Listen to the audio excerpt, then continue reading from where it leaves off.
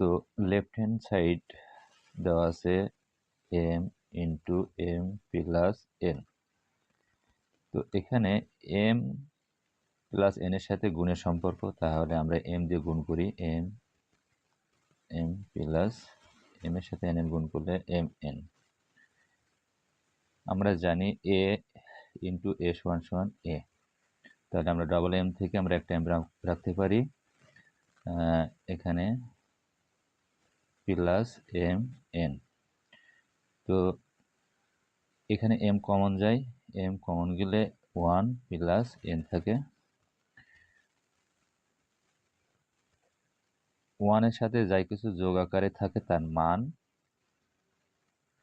মান হলো 1 ধরতে হয়। তাহলে আমরা 1 এর সাথে এন যোগ আছে, তাহলে আমরা এখানে 1 ধরতে পারি।